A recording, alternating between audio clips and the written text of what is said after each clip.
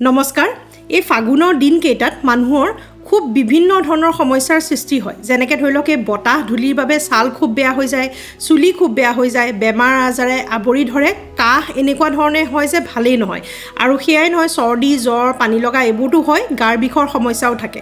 এই ফাগুন মাহতে ব্যৱহাৰ কৰিব পৰা এবিধ এনেকুৱা মেডিচিনছৰ বিষয়ে কথা পাতিবলৈ ওলাইছোঁ, যিবিধ মেডিচিন আয়ুৰ্বেদিকত সৰ্ব ৰোগ নিবাৰণ বুলিও কোৱা যায়, আৰু সেইটো হৈছে আমাৰ নিমপাত। আমি সাধাৰণতে নিমপাত বুলি ক'লে বসন্ত ওলোৱা বা ছালৰ বিভিন্ন খজুৱতি হোৱা এইবোৰৰ বাবে ব্যৱহাৰ হয় বুলি জানো, কিন্তু প্ৰকৃততে নিমপাত বহু বেমাৰ ঠিক কৰিব পৰা ক্ষমতা আছে। লিভাৰৰ বিভিন্ন সমস্যা, গাৰ বিষৰ বিভিন্ন সমস্যা, ছুগাৰ কণ্ট্ৰল কৰিব পৰা ক্ষমতা, ছাল ঠিক কৰিব পৰা ক্ষমতা, চুলি ঠিক কৰিব পৰা ক্ষমতা, ডেণ্ড্ৰফৰ সমস্যা কৈ গ'লে অন্তই নপৰে। আজি আমি এই নিমপাতৰ বিভিন্ন ব্যৱহাৰ আৰু কেনেধৰণে এই সময়ছোৱাত আমাৰ বিভিন্ন ৰোগৰ পৰা নিবাৰণ কৰিবলৈ সহায় কৰে সেই বিষয়ে আমি কথা পাতিম। আহকচোন নিমপাতৰ বিভিন্ন উপকাৰিতাৰ বিষয়ে জানো। তেনেহ'লে প্ৰথমতে সকলোৱে জনাটোৱে আৰম্ভ কৰিছোঁ, অৰ্থাৎ আমাৰ বসন্ত ওলালে বা ছালৰ বিভিন্ন খজুৱতি হ'লে, ঘামুচিৰ সমস্যা হ'লে, ৰেচেছ পৰিলে বা কেতিয়াবা কৰঙণৰ চুকত কাটিলে, এই বিভিন্ন সমস্যাৰ ক্ষেত্ৰত এই নিমপাত ব্যৱহাৰ কৰিব পৰা যায়। নিমপাতৰ পেষ্ট বা নিমপাত গৰম কৰি পেলাই পানী ঠাণ্ডা কৰি সেই নিমপাতৰ পানীও আমি ব্যৱহাৰ কৰিবলৈ চেষ্টা কৰিব পাৰোঁ। এনেধৰণে আমাৰ ছালসমূহৰ বিভিন্ন সমস্যাৰ পৰা আমি বাচি আহিব পাৰোঁ, বিভিন্ন ফাংগাল ইনফেকশ্যনৰ পৰাও আমি বাচিব পাৰোঁ। এইখিনিতো সকলোৱে জনা কথা। কিন্তু এই নিমপাতৰ অকল পাতটোৱে নহয়, নিমপাতৰ ঠাৰি, নিমপাত, লগতে তাৰ পৰা প্ৰস্তুত কৰা তেল, সকলো বস্তুৰে উপকাৰিতা আছে। এতিয়া এণ্টি ফাংগাল হিচাপে ই কেনেধৰণে কাম কৰে। কিছুমানৰ নখৰ গুৰিত বিষ হয় বা আঙুলিৰ মূৰত পানীয়ে খায় বা খজুৱতি হয়, বগা বগা পৰি যায়, নখ ক'লা পৰি যায়, এনেকুৱা যিবোৰ সাধাৰণতে সমস্যা দেখোঁ এইবোৰ ফাংগাল ইনফেকশ্যনৰ বাবে হয়। তাৰ লগতে আমাৰ ছালৰ বিভিন্ন সমস্যা, খজুৱতি, বগা বগাকৈ চুম পৰি যোৱা, গুৰি গুৰিকৈ ছালৰ পৰা ওলাই অহা, এইবোৰো ফাংগাল ইনফেকশ্যনৰ বাবে হয়। এই নিমপাতত এণ্টি ফাংগাল প্ৰপাৰ্টি থকাৰ বাবে এই নিমপাত আমি বইল কৰি পেলাই ঠাণ্ডা কৰি যদি সেই পানীয়ে সপ্তাহত এদিন বা দুদিনকৈও গা ধুব পাৰোঁ, মুখখন ধুব পাৰোঁ, তেনেহ'লে যথেষ্ট পৰিমাণে আমাৰ ছালসমূহৰ সমস্যাবোৰ আৰু লগতে ফাংগাল ইনফেকশ্যনবোৰৰ পৰা আমি বাচি আহিম। নখৰ ওচৰত হোৱা খজুৱতি বা বিষ বা এনেকুৱা ধৰণৰ বিভিন্ন ইনফেকশ্যন হ'লেও আপোনালোকে নিমপাতৰ পেষ্ট ভালদৰে পিহি লৈ পেলাই সেই পেষ্ট হিচাপেও ব্যৱহাৰ কৰিব পাৰিব। এতিয়া যাওঁ আন এটা নিমপাতৰ উপকাৰিতা, যিটো হয়তো আমি সকলোৱে নাজানো। আপোনালোকে বাৰু জানিছিলনে যে আমাৰ অৰেল হেল্থটো ই ঠিক কৰাত সহায় কৰে। আমাৰ বহুতৰে মুখখন খুব বেছিকৈ গোন্ধায় বা মুখখনত কিবা এটা টেষ্ট আহি থকা নিচিনা ফিল হৈ থাকে, আৰু বিভিন্ন ধৰণৰ আলুৰ সমস্যা, দাঁতৰ আলুৰ সমস্যা বা দাঁতৰ সমস্যা, পোকে খোৱা সমস্যা ইত্যাদি হৈ থাকে। এই যি অৰেল হেল্থ, সেইসমূহ ঠিক কৰিবলৈ আমাৰ নিমপাতে সহায় কৰে। সেইবাবে আগৰ দিনত নিম গছৰ ঠাৰিয়ে দাঁত মজিবলৈ ব্যৱহাৰ কৰা হৈছিল, আৰু সেই নিম গছৰ ঠাৰিত এনেকুৱা কিছুমান প্ৰপাৰ্টি আছে যি দাঁতৰ গুৰিত জমা হোৱা প্লেগসমূহ আঁতৰাই, ইনফ্লামেশ্যনসমূহ কমায়, আলুৰ গুৰিৰ পৰা তেজ ওলোৱাটো কমায়, আৰু লগতে মুখৰ দুৰ্গন্ধও আঁতৰায়। এতিয়া বৰ্তমান সময়ত অৱশ্যে ব্ৰাছ ইত্যাদি ব্যৱহাৰ কৰাৰ পৰা ঠাৰি ব্যৱহাৰ একেবাৰে নহয়, কিন্তু আমি কেনেধৰণে ব্যৱহাৰ কৰিব পাৰোঁ সেইটো হৈছে নিমপাত লৈ পেলাই ভালদৰে পানীত অলপ উতলাই থৈ দিব পাৰোঁ, আৰু সেই পানীখিনি সংৰক্ষণ কৰিও থৈ দিব পাৰোঁ ফ্ৰিজত।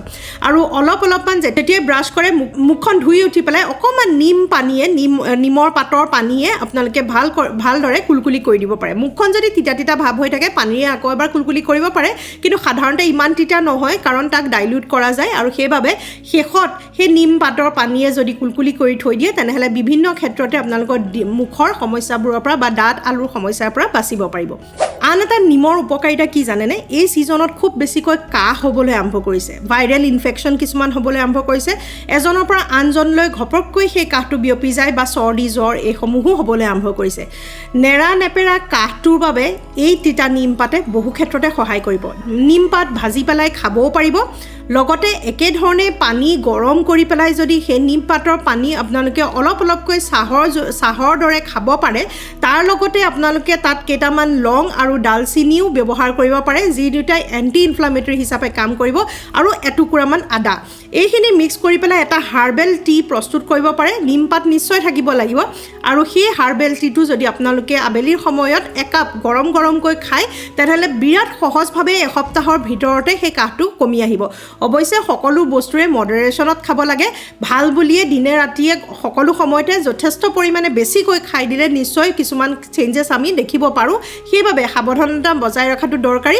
একাপ বা দুকাপ চাহে দিনটোত আমি মেক্সিমাম খাব লাগে, আৰু সেই নিমপাতৰ চাহে আমাৰ কাহ অতি সোনকালে এসপ্তাহৰ ভিতৰতে ঠিক কৰি পেলাব। ৰাতি শুবৰ সময়ত যি নেৰানেপেৰা কাহটোৱে হেঁচা মাৰি ধৰে, শুব নোৱাৰা হয়, তেনে ক্ষেত্ৰতো ৰাতি শোৱাৰ আগত একাপ চাহ প্ৰস্তুত কৰি খালে ৰাতিৰ কাহটো নিশ্চয় কমিবলৈ সহায় কৰিব।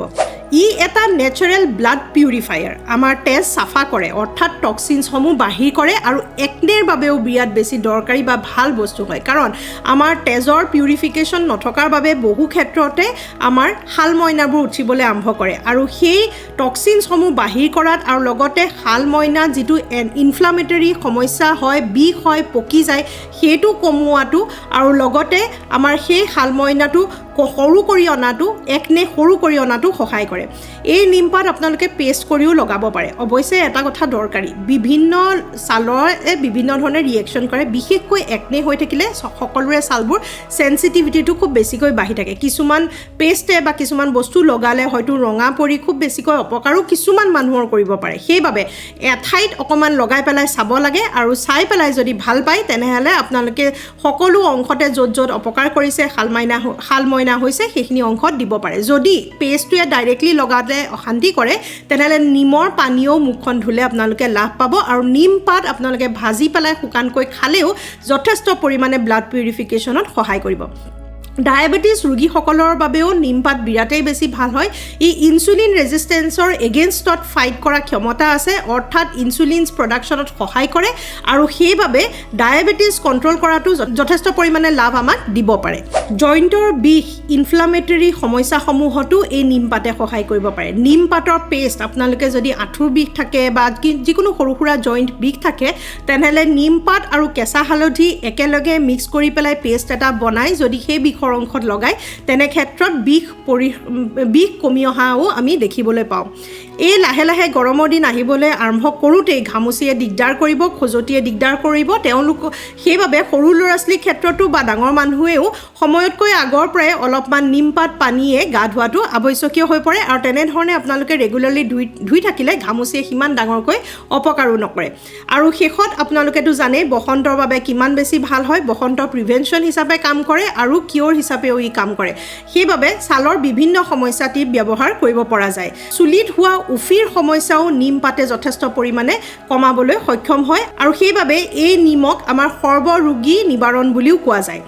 লিভাৰ ফাংচনো ঠিক কৰিবলৈ ই সহায় কৰে। ফেটি লিভাৰৰ সমস্যা, লিভাৰ ফাংচনৰ খেলি মেলি, এইবোৰৰ ক্ষেত্ৰতো যথেষ্ট পৰিমাণে যোগদান দিয়ে। অন্যান্য বিভিন্ন ট্ৰিটমেণ্টৰ লগত ই নিশ্চয় ব্যৱহাৰ কৰিলে সোনকালে ঠিক কৰাত সহায় কৰিব। আৰু ইমানখিনি লাভ আমি জনাৰ পিছত নিশ্চয় এই নিমপাত আমি ব্যৱহাৰ কৰাটো উচিত, নহয় জানো? তেনেই সহজতে পোৱা এই নিমপাত অকল ছালৰ বাবে নহয়, বিভিন্ন অংগৰ বাবেও ই যথেষ্ট পৰিমাণে ভাল কাম দিয়ে, আৰু প্ৰিভেনশ্যন হিচাপেও আমাক বচাই। বহু বেমাৰৰ পৰা বচাব পৰা এই নিমত আমাৰ ক্ষমতা থাকে। আশা কৰোঁ ভিডিঅ'টো আপোনালোকে ভাল পালে এই নিমপাতৰ ওপৰত, আৰু মনত ৰাখিব যে নিমপাত বিভিন্ন ধৰণে ব্যৱহাৰ কৰিব পাৰি। এটা হৈছে পেষ্ট বনাই পেলাই, এটা হৈছে বইল কৰি পেলাই, এটা হৈছে তাৰ ঠাৰিও ব্যৱহাৰ কৰিব পৰা যায়, আৰু এটা হৈছে ভাজি পেলাইও খাব পাৰে। যেনেধৰণে আপোনালোকে ব্যৱহাৰ কৰিব বিচাৰে তেনেধৰণেই কৰিব পাৰে।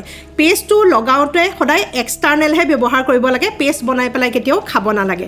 খাবৰ কাৰণে তাক পানী হিচাপে আৰু লগতে তাক ভাজি পেলাই খাব পাৰে। নিমৰ এটা অইলো কিনিবলৈ পোৱা যায়, সেই অইলটো যদি আপোনালোকে বিষ ইত্যাদি বা বিভিন্ন সমস্যাৰ বাবে ছালৰ বাবে ব্যৱহাৰ কৰিব বিচাৰিছে তেনেহ'লে মনত ৰাখিব নিম অইলটো ডাইলিউট কৰি ল'ব লাগে, অৰ্থাৎ অকণমান নাৰিকল তেল মিক্স কৰি পেলাই মাথো এক টোপাল নিম তেল দিব লাগে, কাৰণ ই বহুত বেছি ষ্ট্ৰং হয়, আৰু এক টোপাল দি পেলাই সেই তেলটো ভালদৰে হাতৰ তলুৱাত মিক্স কৰি লৈ পেলাই অংশখিনিত সানিবলৈ চেষ্টা কৰিব লাগে। এনেধৰণে ডাইলিউট কৰি নিম অইলো ব্যৱহাৰ কৰিব পাৰে। যদি ভিডিঅ'টো ভাল পাইছে শ্বেয়াৰ কৰিব। নতুন এটা ভিডিঅ'ৰ যোগেৰে লগ পোৱাৰ প্ৰতিশ্ৰুতিৰে আজিলৈ সামৰোঁ। নমস্কাৰ।